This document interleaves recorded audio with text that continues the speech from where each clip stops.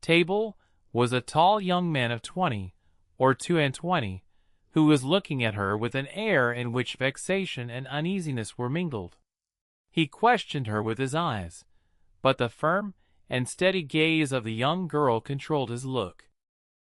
"You see, Mercedes," said the young man, "here is Easter come round again. Tell me, is this the moment for a wedding? I have answered you 100 times, Fernand, and really you must be very stupid to ask me again." "Well, repeat it, I beg of you, that I may at last believe it. Tell me for the 100th time that you refuse my love, which had your mother's sanction. Make me understand once for all that you are trifling with my happiness, that my life or death are nothing to you." "Ah, to have dreamed for 10 years of being your husband, Mercedes, and to lose that hope, which was the only stay of my existence. At least it was not I who ever encouraged you in that hope, Fernand," replied Mercedes. "You cannot reproach me with the slightest coquetry. I have always said to you, I love you as a brother, but do not ask from me more than sisterly affection, for my heart is another's. Is not this true, Fernand?" "Yes, that is very true, Mercedes," replied the young man. "Yes, you have been cruelly frank with me. But do you forget that it is among the Catalans a sacred law to intermarry?" 0045M. "You mistake, Fernand. It is not a law, but merely a custom, and, I pray of you, do not cite this custom in your favor. You are included in the conscription, Fernand, and are only at liberty on sufferance, liable at any moment to be called upon to take up arms. Once a soldier, what would you do with me, a poor orphan, forlorn, without fortune, with nothing but a half-ruined hut and a few ragged nets, the miserable inheritance left by my father to my mother, and by my mother to me? She has been dead a year, and you know, Fernand, I have subsisted almost entirely on public charity. Sometimes you pretend I am useful to you, and that is an excuse to share with me the produce of your fishing, and I accept it, Fernand, because you are the son of my father's brother, because we were brought up together, and still more because it would give you so much pain if I refuse. But I feel very deeply that this fish which I go and sell, and with the produce of which I buy the flax I spin, I feel very keenly, Fernand, that this is charity. And if it were, Mercedes, poor and lone as you are, you suit me as well as the daughter of the first shipowner or the richest banker of Marseilles. What do such as we desire but a good wife and careful housekeeper, and where can I look for these better than in you?" "Fernand," answered Mercedes, shaking her head, "a woman becomes a bad manager, and who shall say she will remain an honest woman when she loves another man better than her husband? Rest content with my friendship, for I say once more that is all I can promise, and I will promise no more than I can bestow." "I understand," replied Fernand. "You can endure your own wretchedness patiently, but you are afraid to share mine. Well, Mercedes, beloved by you, I would tempt fortune. You would bring me good luck, and I should become rich. I could extend my occupation as a fisherman, might get a place as clerk in a warehouse, and become in time a dealer myself. You could do no such thing, Fernand. You are a soldier, and if you remain at the Catalans it is because there is no war. So remain a fisherman, and contented with my friendship, as I cannot give you more." "Well, I will do better, Mercedes. I will be a sailor.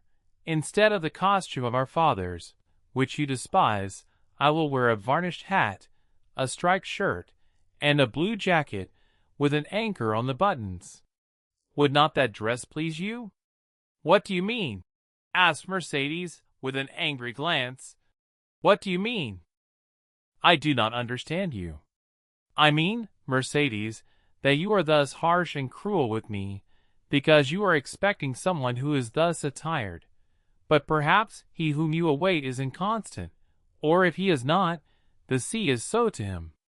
"Fernand," cried Mercedes, "I believed you were good-hearted, and I was mistaken." "Fernand, You are wicked to call to your aid jealousy and the anger of God.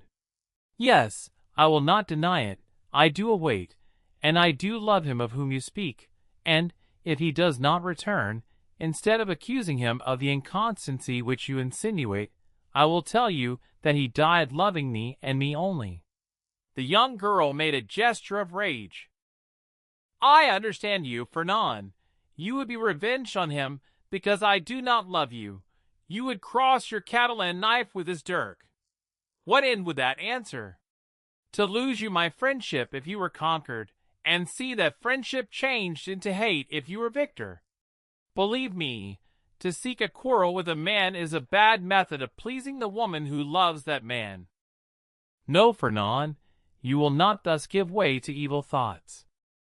Unable to have me for your wife, you will content yourself with having me for your friend and sister, and besides," she added, her eyes troubled and moistened with tears. Wait, Fernand. You said just now that the sea was treacherous, and he has been gone 4 months, and during these 4 months there have been some terrible storms." Fernand made no reply, nor did he attempt to check the tears which flowed down the cheeks of Mercedes, although for each of these tears he would have shed his heart's blood, but these tears flowed for another. He arose, paced a while up and down the hut, and then, suddenly stopping before Mercedes, with his eyes glowing and his hands clenched, "Say, Mercedes," he said, "once for all, is this your final determination?"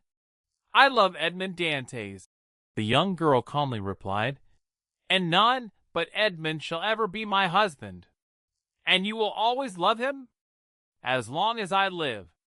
Fernand let fall his head like a defeated man, heaved a sigh that was like a groan, and then suddenly looking her full in the face, with clenched teeth and expanded nostrils, said, "But if he is dead, I shall die too." "If he has forgotten you, Mercedes," called a joyous voice from without. "Mercedes!" "Ah!" exclaimed the young girl, blushing with delight, and fairly leaping in excess of love. "You see he has not forgotten me, for here he is." And rushing towards the door, she opened it, saying, "Here, Edmond, here I am." Fernand, pale and trembling, drew back, like a traveler at the sight of a serpent, and fell into a chair beside him. Edmond and Mercedes were clasped in each other's arms. The burning Marseille's sun, which shot into the room through the open door, covered them with a flood of light. At first they saw nothing around them. Their intense happiness isolated them from all the rest of the world, and they only spoke in broken words, which are the tokens of a joy so extreme that they seem rather the expression of sorrow. Suddenly Edmond saw the gloomy, pale, and threatening countenance of Fernand as it was defined in the shadow.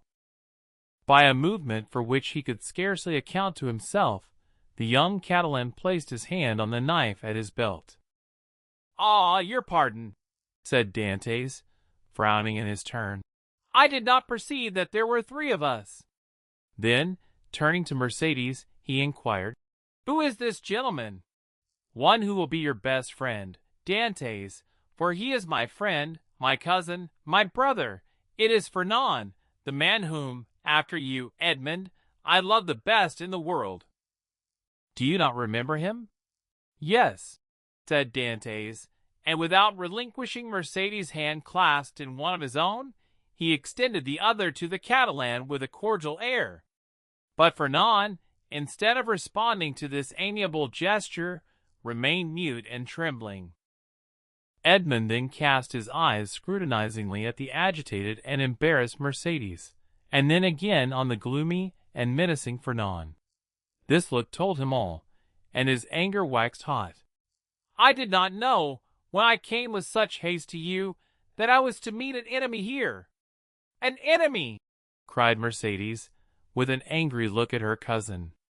"An enemy in my house. Do you,